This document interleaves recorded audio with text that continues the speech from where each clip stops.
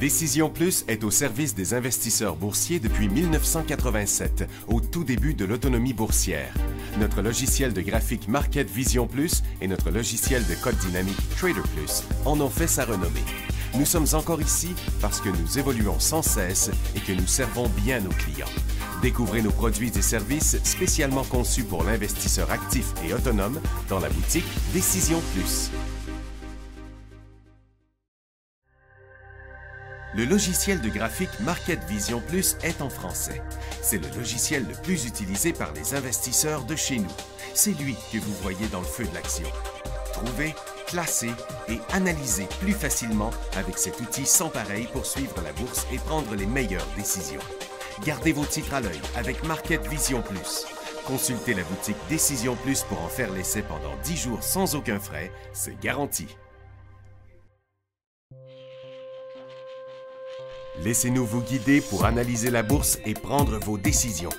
Les analystes de Guru.tv feront tout le travail pour vous. De minute en minute, nous classons les titres selon leur situation technique. Nous révélons les signaux d'achat et de vente. Nous publions des recherches poussées et nous prodiguons des conseils en temps réel. Ça commence avant l'ouverture et ça se poursuit jusqu'à la fermeture des bourses. Profitez de chaque cycle boursier avec Guru.tv.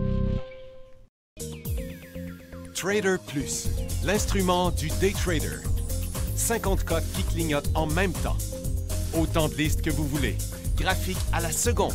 De 3 à 30 graphiques. Des alarmes à volonté. Des listes de codes préparées. Des modèles graphiques préparés. Prêts à faire feu. Achetez, vendez avec Trader Plus.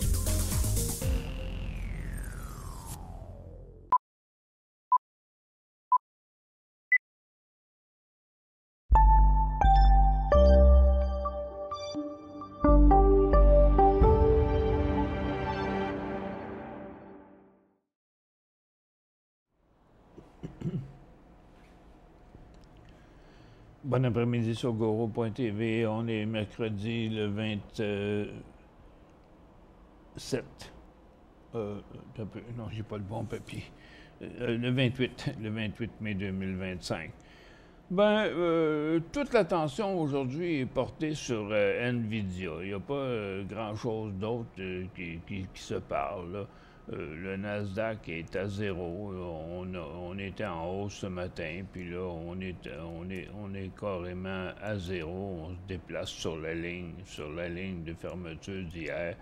Le Dow continue à la baisse, le SPY continue à la baisse, puis le TSX vient de décrocher plus creux. Il ne se passe rien non plus du niveau des ressources. Le gaz continue à la baisse. C'est juste le pétrole qui fait un petit rebond dans sa formation neutre. L'argent est à la baisse, l'or est à la baisse, les orifères sont à la baisse, les minières sont à la baisse, puis l'uranium est en fin de cycle. Ça fait que tranquille. Il y a eu une couple de day trades qui ont bougé dans l'avant-midi. Il y avait... attends un peu, je vais enlever ça, là. Je vais enlever le...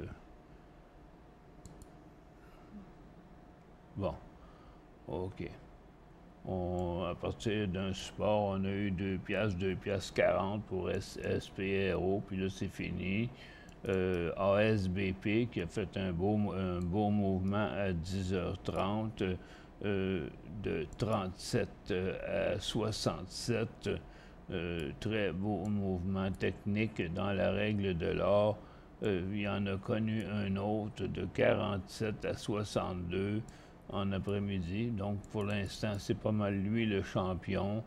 Ensuite, il y a eu Veru aussi qui a fait une couple de mouvements. Les plus évidents sont été 57-61, même si c'est pas beaucoup. Le deuxième, ça a été 61-67, c'est à peu près 8%. Puis après ça, le dernier, C'était WPR qui a fait 6,30 à 7,10 dans une belle tendance, là aussi, dans la règle de l'or.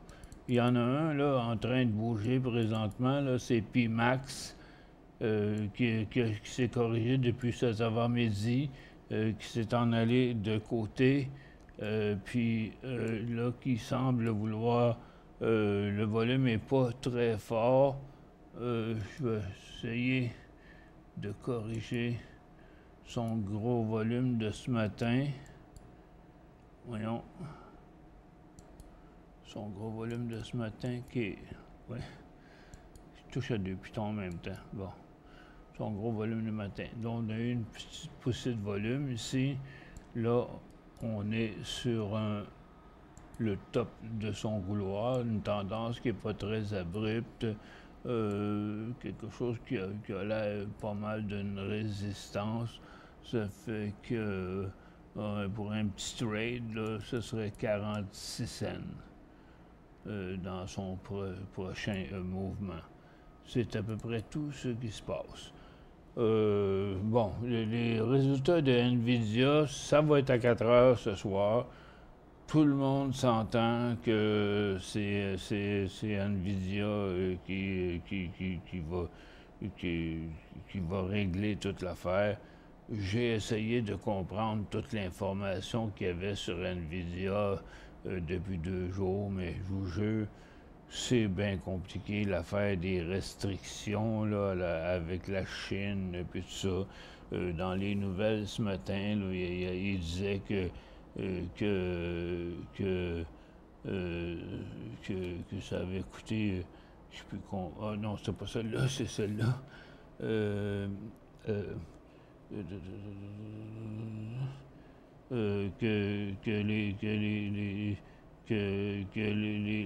Les tarifs sur la Chine avaient coûté 130 milliards à leur compagnie ACML.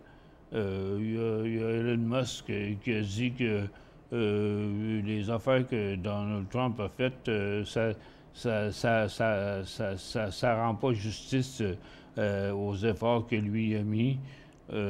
Puis il y a CME qui a acheté pour 500 millions de Bitcoin. Puis Toyota, le leader dans les hybrides au gaz et à l'électricité, qui ont dit qu'ils vont faire une grosse année. Bon, puis Stellantis qui a un nouveau CEO. Puis il y a Nippon Steel, la compagnie japonaise, qui finalement va closer son deal pour acheter US Steel à 5 piastres. Puis NVIDIA, ben, les résultats, c'est à 4 heures. Ça fait que, bon, d'habitude, on fait une émission à 3 heures, mais ça peut être longtemps, 3 heures à 4 heures pour les résultats de 4 heures. Ça fait que je vais,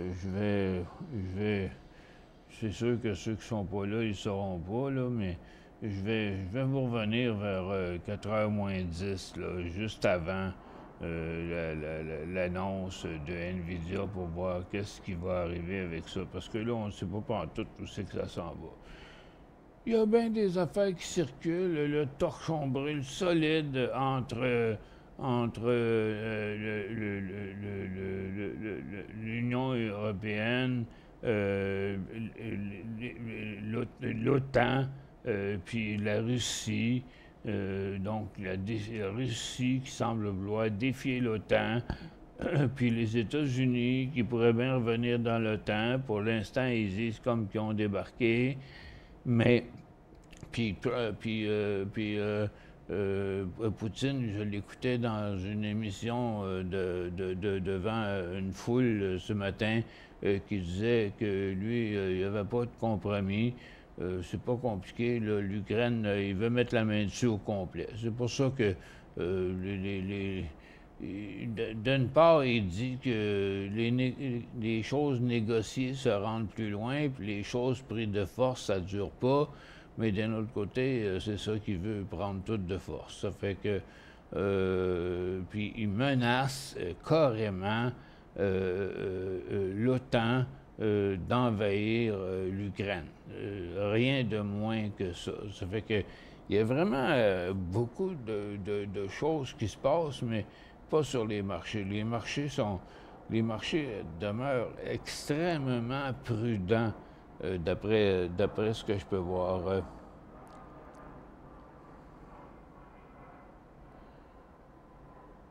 Je suis à les minutes du compte rendu de la FOMC à 2 heures. Ah, c'est vrai, c'est mercredi. Ouais. Je vais faire avec ça. À 2 heures. 2 heures puis 4 heures. Il ne se passe rien avec la FOMC, là. Ils vont pas baisser les taux d'intérêt, ils vont pas les augmenter, ils vont dire la même chose que d'habitude. Puis de toute façon, ça ne nous fait pas faire des trades habituellement, là, le FOMC. Ça fait que, non, je vais m'en tenir à mon idée, là. On va faire une petite émission spéciale là, vers 4h moins 10, juste avant la sortie des chiffres de NVIDIA qu'on va pouvoir voir en aftermarket pour voir quelle va être vraiment l'incidence là-dedans. Si la réponse est négative, est-ce que les marchés vont partir négatifs? Puis si la réponse est positive, est-ce que les marchés vont partir positifs? Je vous avoue que j'en sais foutrement rien. Et vraiment pas simple. C'est pas simple, cette affaire-là. Tôt après l'ouverture des marchés, j'aimerais trier les titres qui ont subi depuis l'ouverture la plus forte hausse et en baisse en pourcent séparément, comme l'obtenir. Comment l'obtenir? Ah, ben, je vais te faire ça demain matin, Claude. Je vais te faire ça demain matin. Parce que là, ça ne sert à rien, c'est en pré-ouverture que tu veux voir ça. Ben non, ça va être après l'ouverture. Ils ont subi depuis l'ouverture. Oh oui, c'est bien facile. Attends un peu, là, dans ton scanner, là, tu scannes, puis tu prends le deuxième à droite. OK? Dernière plus grande que la fermeture d'hier en pourcent. Donc, il va te montrer qui monte le plus depuis l'ouverture. Bon, là-dedans, dépendamment de l'heure que tu le fais, il peut y avoir un stock qui a chuté, mais qui là, il est en train de remonter. Donc, il chutait à l'ouverture, mais il était en train de remonter, puis il peut paraître comme un titre là, qui monte beaucoup, mais en fait, il n'est pas positif.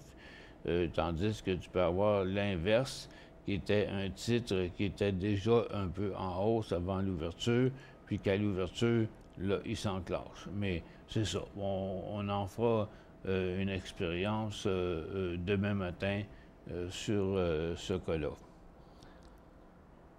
Ça fait que, regarde, il n'y a pas plus long que ça à faire sur cette émission-là aujourd'hui, étant donné la tranquillité des marchés, puis ce qu'on s'attend. Comme je vous ai dit tantôt, je vais venir faire une petite émission spéciale à 4h moins 10 sur le cas de NVIDIA pour voir qu'est-ce qui va finalement arriver là-dedans. Ça peut durer quelques minutes, là, cette affaire-là, parce que j'ai l'impression que ça peut partir tout bas, tout côté, le temps. Premièrement, on va avoir... Ça pourrait être 4h moins quart, parce qu'on va avoir à digérer ce que Powell a dit, puis après ça, on va avoir à digérer ce que NVIDIA va sortir. Ça fait que on se revoit, on va dire 4h moins quart pour aujourd'hui, à 4h moins quart. Passez une bonne après-midi. Merci d'être avec nous.